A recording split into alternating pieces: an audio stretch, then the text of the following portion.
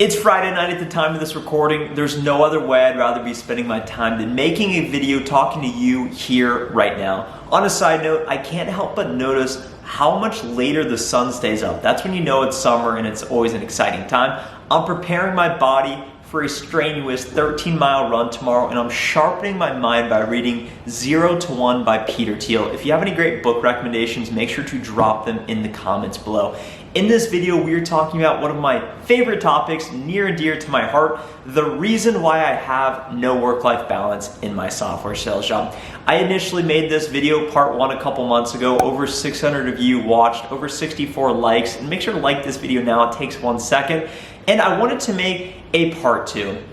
This message is either going to resonate with you or not going to resonate, and it may upset a few people. If you're feeling burnt out, and if you're one of those people who say, you know what, I just need a great work-life balance, then that just means you're most likely not committed and probably not a top performer. With the rise of remote work, it of course has changed the way in which we work, and it's created a lot of strain in many of our lives, including mine. It's been very difficult. I live alone, and sometimes it can be incredibly lonely, waking up on a Monday morning and saying, you know what, I gotta motivate myself to go make some cold calls today. What I'm starting to see is, as many companies start to adopt hybrid work models, if you're someone who is advocating for, hey, how nice would it be if we had to go into the office just Tuesday, Wednesday, Thursday, and we have Monday and Friday off, and I get a long 6, 5, 7, whatever day weekend, most likely you're not a top performer. If you're someone that's saying, you know what, I love remote work. If I have to go back into office, I don't know if I want to work for that company. Or if you're someone that's looking for a job that's fully remote so that you can hide, you're most likely not a top performer. What I'm starting to see is if you're in a function that doesn't have a direct metric tying to your success or performance, it's so much easier to hide and not actually do anything. And perhaps your time is more spent focusing on other people and why things aren't right versus how are you adding value to the business. In my sales job and in my life, the reason why I personally have no work-life balance is because I want to achieve greatness in this lifetime. I want to make an impact. And if you're thinking, I'll work 40, maybe 45 hours this week, you're gonna live an average life, and that's just the bottom line. Because if you're not willing to overcommit, and if you're not willing to be all in on whatever you're focused on, whether it be your life, your career, your family, your health, if you don't go all in and become obsessed with what you're working on, then you're just gonna be average. And I'm not saying that that's a bad thing. There's a lot of average people in this country. If you're trying to achieve greatness, if you're trying to do more with your life, if you're trying to achieve financial freedom sooner rather than later, if you're trying to go out and not even train and just wake up and run 13 miles, not saying that I'm in great shape, but if you're trying to go out and hit your quota each and every quarter, it takes time, it takes commitment, and it takes focus. And a question I get all the time is, Trent, I'm feeling burnt out. What do I do? I get it, it's tough. Everyone's going through things. Everyone is dealing with things inside their mind that creates mental stress. Everyone is dealing with circumstances, both direct and indirect. Maybe it's circumstances you've brought into your life in the form of family, and you have kids, and it creates a lot of pressure. Hey, I gotta work and I got kids around. I can't relate to that because I don't have kids and I live by myself, but I have unique circumstances such as loneliness, such as being by myself. And anytime you're always by yourself, it forces you to be quiet and it forces you to go internal. And I think it's one of the best and worst things about living by yourself is it's really quiet.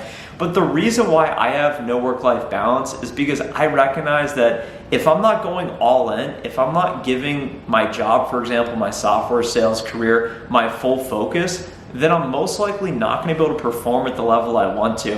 And I think it's so easy just to sit back and say, you know what?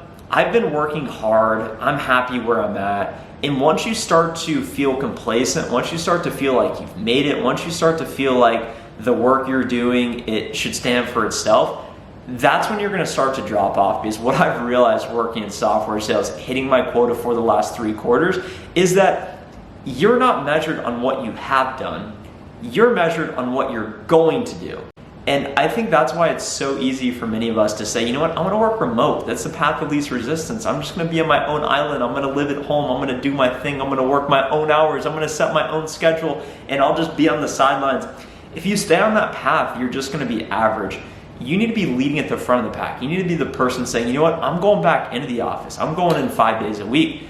I'm gonna make my calls. I'm gonna show up early. I'm gonna leave late. And that's really what it takes over long periods of time and consistency to achieve the outcomes of what you want, and ultimately to get more of what you want out of life. And I'm just a 25-year-old guy just talking about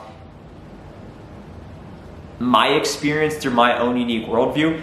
I'm not saying it's right. I'm not saying it's right for you.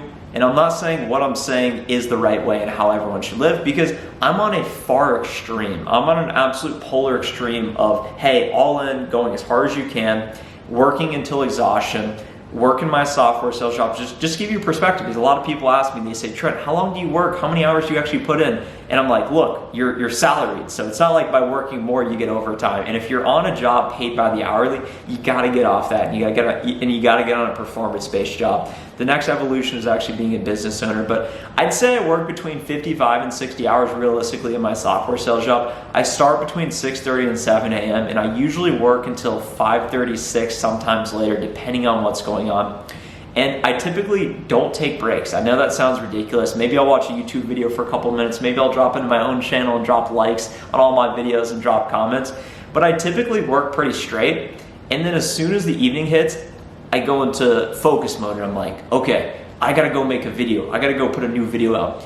I put out new videos for the last 170 days straight. That was my former streak. I broke it because I was traveling. That's an excuse. And now we're back on it. Now we're already back on the horse on like a 10, 15 day streak, whatever it is.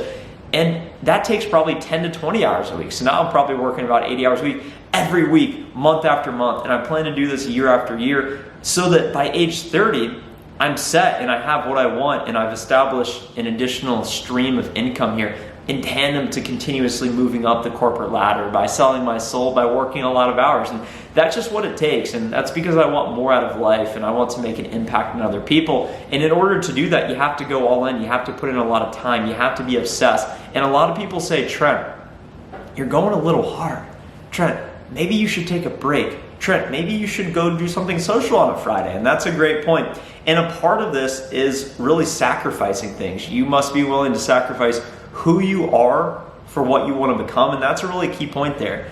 Who I was the previous 2 years in Dallas, I was someone who liked to have fun. I was someone who liked to gamble. I was someone who liked to play video games. I was someone who liked to go out at least 2 days, maybe one day on the weekends. And what I realized was that, you know what? If I'm spending time in the evenings watching TV, if I'm spending time in the evenings focusing on when can I get my game of NBA 2K in, if I'm spending time on the weekends saying, oh, I just need to go meet up with my friends and go to happy hour, those things set you back. What I did was write down, what are the things holding me back in my life? Lack of commitment, video games, gambling, excessive drinking.